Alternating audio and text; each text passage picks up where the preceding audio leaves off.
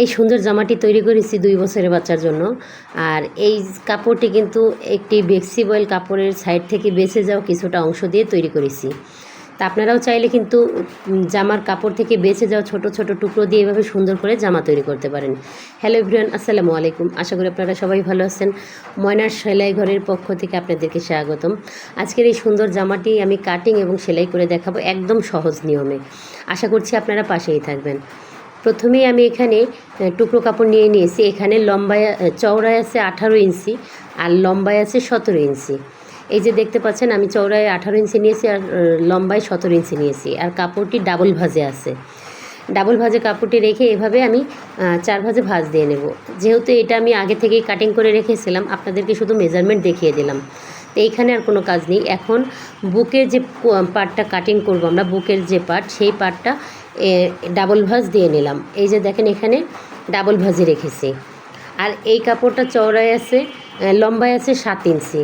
তা প্রথমে আমি এখানে 1 ইঞ্চিতে একটি দাগ দিয়েছি আর লম্বায় দিয়েছি 3 ইঞ্চিতে। এটা হচ্ছে গলার মেজারমেন্ট।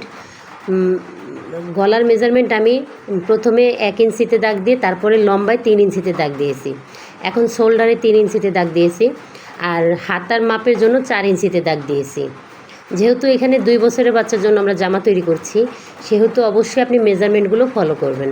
আর যদি কম বেশি হয়, 2-এর অধিক বা 2-এর নিচে, তাহলে অবশ্যই আপনারা মেজারমেন্টগুলো কমিয়ে নেবেন। এখানে বডির মাপ হচ্ছে 22 ইঞ্চি। আমি 22 ইঞ্চিতে একটি দাগ দিয়ে নিয়েছি। এখানে এই যে লম্বায় আছে 7.5 ইঞ্চি, সেলাই করার পর 6.5 ইঞ্চি থাকবে। আমি বডির মাপ নিয়ে নিয়েছিলাম 22 ইঞ্চি আর এখানে আমি পেটের কাছে নিয়ে নিচ্ছি 20 ইঞ্চি।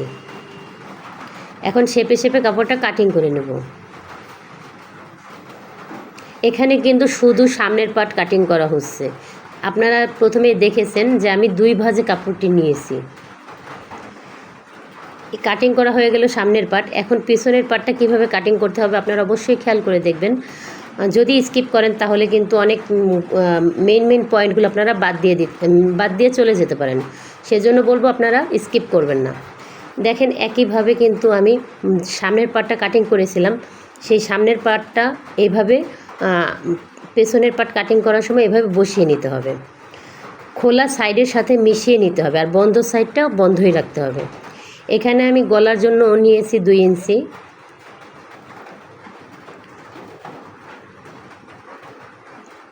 আমি কিন্তু গলার কাছে একটু 1.5 ইঞ্চি পরিমাণের কাপড় বেশি রেখেছি। আপনারা অবশ্যই দেখেছেন আমি 1.5 ইঞ্চি কাপড় বেশি রেখে তারপর গলাটা কাটিং করে নিয়েছি।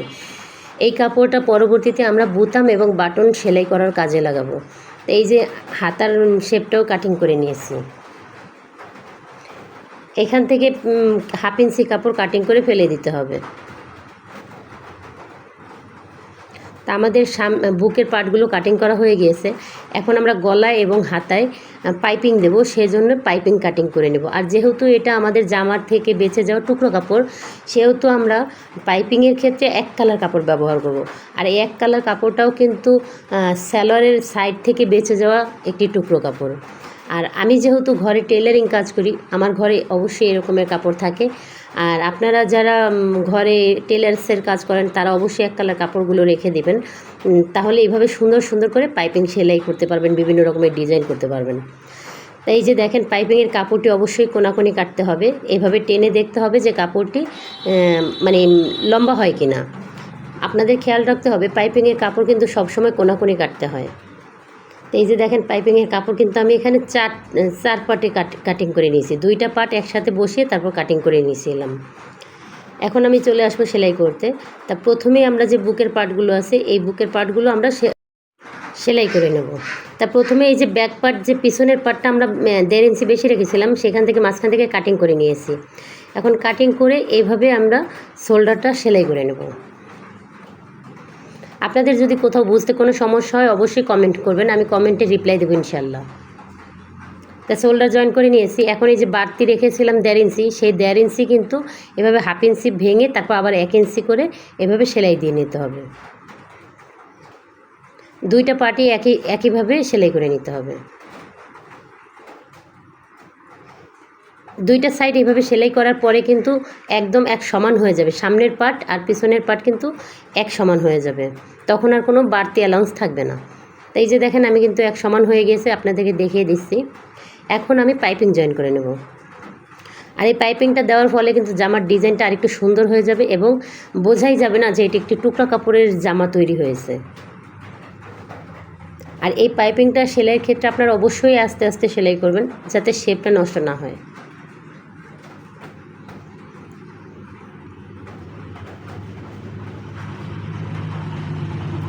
পাইপিংটা জয়েন করা হয়ে গেলে এভাবে চিকন করে পাইপিংটা আমরা আবার সেলাই দিয়ে নেব। আর খেয়াল রাখতে হবে সেলাইটা যেন পাইপিংয়ের উপরে না পড়ে, সেলাইটা যেন জামার উপরেই পড়ে। যদি পাইপিংয়ের উপরে পড়ে তাহলে পাইপিংয়ের ডিজাইনটা নষ্ট হয়ে যাবে। আর এইভাবে পাইপিং জয়েন করলে কিন্তু অনেক সুন্দর হয়, ফিনিশিংটা অনেক সুন্দর হয় আর দেখতেও খুব ভালো লাগে। এই যে দেখেন পাইপিংটা কি সুন্দর হয়েছে। আশা করছি আমার ভিডিওটি যদি আপনারা পুরোটা ফলো করেন তাহলে ইনশাল্লাহ আপনারাও ঘরে বসে এভাবে সুন্দর করে ডিজাইন তৈরি করতে পারবেন।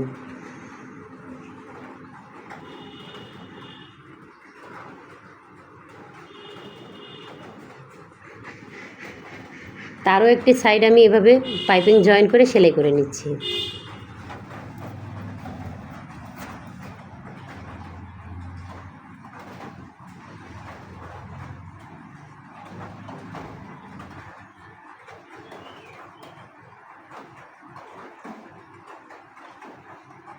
হাতার পাইপিং জয়েন করা হয়ে গিয়েছে, এখন আমি গলার যে পাইপিং আছে সেই পাইপিংটা জয়েন করে নেব।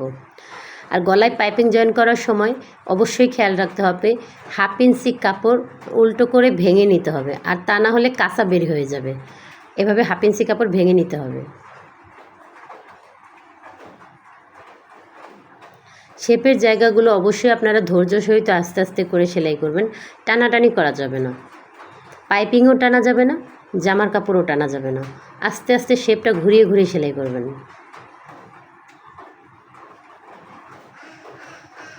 এই যে 1/2 ইঞ্চি কাপড় এভাবে রেখে তারপরে ভেঙে নিতে হবে। তারপর আমি পাইপিংয়ের সেলাইটা আবার দিয়ে নেব।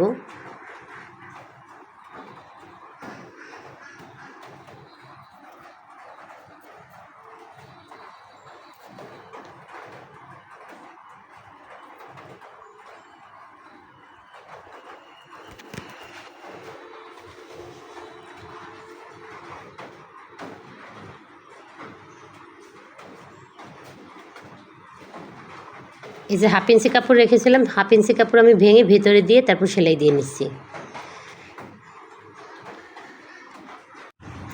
এখন 1 ইঞ্চি করে যে সেলাই করেছিলাম এই সেলাইটা আমি আটকে দেবো, একটার উপর আরেকটা রেখে আটকিয়ে দেবো, সেলাই করে আটকে দেবো। এই সেলাইটা আমরা আবার পরবর্তীতে খুলে ফেলবো।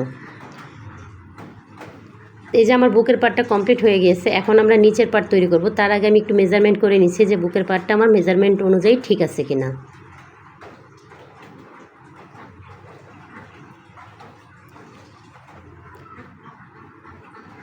এখন আমি নিচের যে কুচিগুলো আছে সেই কুচিগুলো দিয়ে নেব। তাই এখানে আমি চওড়ায় নিয়েছিলাম 18 ইঞ্চি, সেই চওড়ার দিক থেকে কিন্তু এই কুচিগুলো দিতে হবে। তা চেষ্টা করবেন ছোট ছোট করে কুচিগুলো দেওয়ার জন্য, আর কুচিগুলো দিয়ে কিন্তু মেজারমেন্ট ঠিক রাখতে হবে। যেহেতু পেটে থাকবে আমার 20 ইঞ্চি, সেহেতু আমি 11 ইঞ্চি রাখবো এখানে। ছোট বড় হয়ে গেলে এভাবে কুচিগুলো খুলে আপনারা ছোট বড় করতে পারবেন। তাই এখানে 11 ইঞ্চি আছে, আমি আরও একটি পার্ট এভাবে 11 ইঞ্চিতে কুচি দিয়ে নেব।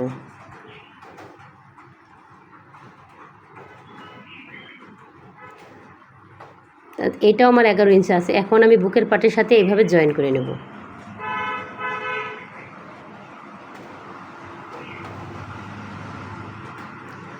কুচিগুলো সুন্দর করে বসিয়ে বসিয়ে তারপরে জয়েনটা করে নিতে হবে।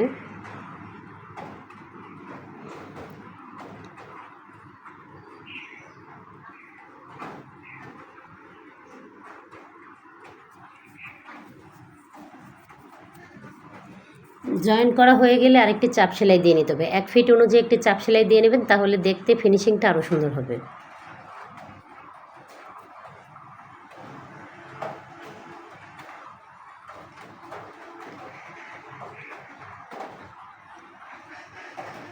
তো কুচিগুলো জয়েন করা হয়ে গেছে, এখন আমি সাইড জয়েন করে নেব।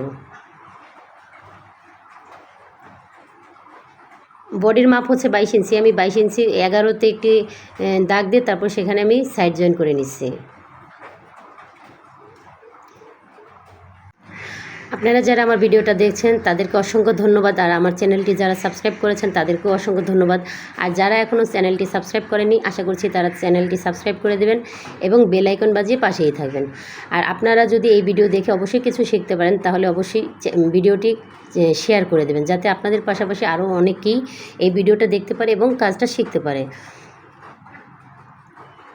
এখন আমাদের সাইড জয়েন করা হয়ে গিয়েছে। এখন আমি হেমের যে মুহুরি আছে সেই মুহুরিটা সেলাই করে নেব। এখানে 1/2 ইঞ্চি ভেঙে 1.5 ইঞ্চি পরিমাণে চওড়া রেখে তারপর সেলাই করব।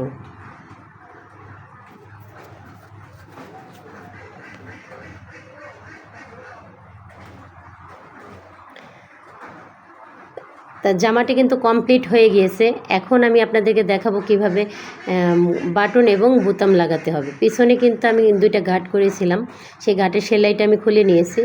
এখন আমি বোতাম এবং ঘাট করে নেব। অবশ্যই আপনারা সবাই বোতাম এবং ঘাট করতে পারেন, সেজন্য এটা আমি অনলাইনে দেখালাম না, ক্যামেরার সামনে দেখালাম না, সেটা আমি অফলাইনেই করে নিচ্ছি। তা আমি বোতাম আর গাঁটঘর কিন্তু সেলাই করে নিয়েছি।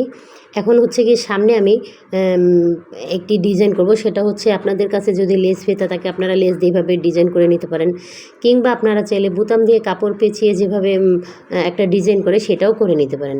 তা আমার কাছে যেহেতু লেস আছে সেজন্য আমি এখান থেকে 3টা ফুল কেটে নিয়ে সামনে বসিয়ে দেব। এটা হচ্ছে আমি সামনে সেলাই করে নেব। আর এই জামাটি আপনাদের কাছে কেমন লেগেছে অবশ্যই আমাকে কমেন্ট করে জানাবেন। আপনাদের কমেন্ট পেলে আসলে আমি অনেক খুশি হই যে আপনাদেরকে বোঝাতে পারবো না। সেই জন্য রিকোয়েস্ট করবো অবশ্যই আপনারা আমাকে কমেন্ট করবেন। সেটা কাজ যদি বুঝতেও কোনো সমস্যা হয়, কিংবা আমার জামাটা কেমন হয়েছে সেলাই করা এবং আপনাদেরকে বোঝানো, অবশ্যই আমাকে কমেন্ট করে জানাবেন। আশা করি সবাই ভালো থাকবেন। খোদা হাফেজ।